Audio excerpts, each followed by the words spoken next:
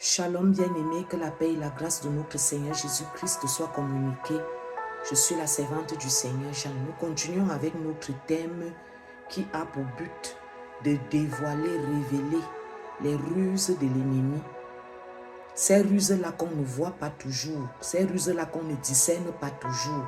Et on se retrouve en train de l'adorer, en train d'être son disciple, même sans le savoir.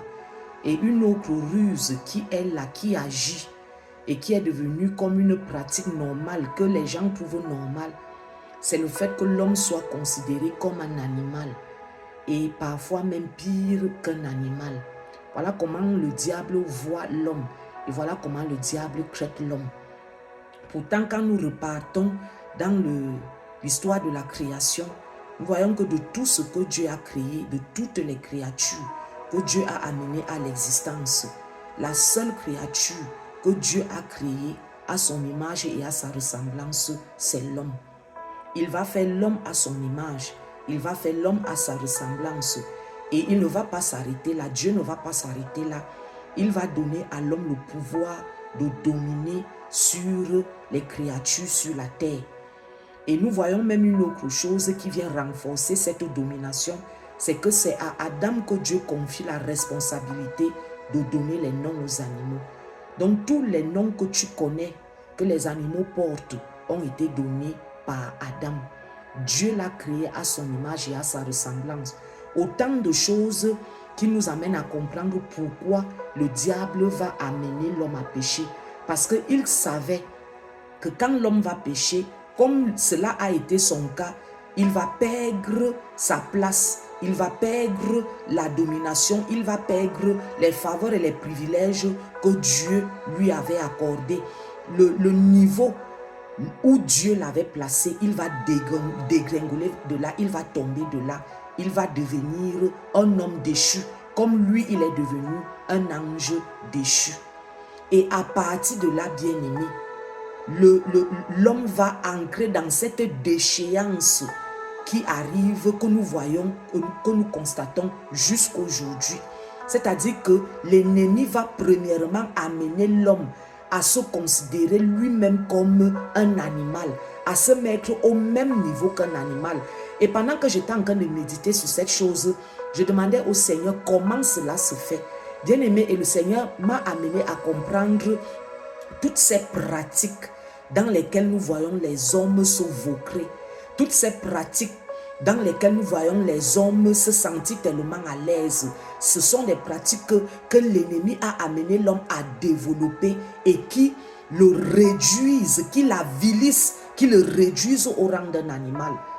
Comment est-ce que les hommes en sont arrivés à manger par exemple la chair humaine? C'est une façon d'avilir l'homme. Amener l'homme à manger la chair humaine, c'est une manière de l'avilir. C'est une manière de le mettre, de le réduire au même niveau qu'un animal. Et la pensée dit que l'homme est comme un animal et parfois même pire. Voilà comment l'ennemi voit l'homme. Et voilà comment il amène l'homme non seulement à se voir, mais à accepter cette pensée et à pratiquer des choses qui le réduisent vraiment à l'état d'animal et pire qu'un animal. Quand l'homme se retrouve en train de manger la chair humaine, quand l'homme se retrouve en train de boire du sang humain, il n'est plus différent d'un animal. Quand l'homme se retrouve en train de pratiquer des choses comme ces pratiques sexuelles qui sont même difficiles à nommer, comme l'homosexualité, c'est une manière d'avilir l'homme. Quand l'homme se retrouve en train de pratiquer le lesbianisme, c'est une manière d'avilir l'homme. Quand, bien aimé, nous avons connu ce phénomène et qui continue même jusqu'à présent, le phénomène de l'esclavage. Quand un homme est réduit à être comme un animal auprès d'un autre être, un autre homme, c'est comme dans le contexte de l'esclavage, c'est une manière d'avilir l'homme. Il y a même l'esclavage qu'on appelle l'esclavage sexuel, c'est-à-dire que des hommes sont considérés comme des esclaves sexuels à la disposition de ceux qui vont jouir d'eux comme ils le veulent, qui vont faire les utiliser comme ils veulent. Bien aimé, c'est une manière d'avilir l'homme. On ne saurait citer Les Écritures disent que, et c'est l'apôtre Paul qui utilise cette expression, que ce que les hommes font, c'est des choses qu'on n'arrive même pas à nommer. Des choses qui sont tellement abominables qu'on n'arrive pas à nommer. Pendant que je préparais cette capsule, j'étais en train de penser, j'ai le souvenir de ces documentaires qui parlent de ce que des ravages de la drogue. Les ravages de la drogue. Et tu peux voir comment les consommations des drogues ont amené l'homme à être pire qu'un déchet. C'est-à-dire, tu vois comment la drogue détruit une personne au point où cette personne n'est même plus différente d'un animal. Et c'est l'accomplissement de la pensée satanique qui veut que l'homme soit comme un animal et qu'il soit même pire qu'un animal. Regardons comment les drogues, ce que les drogues font.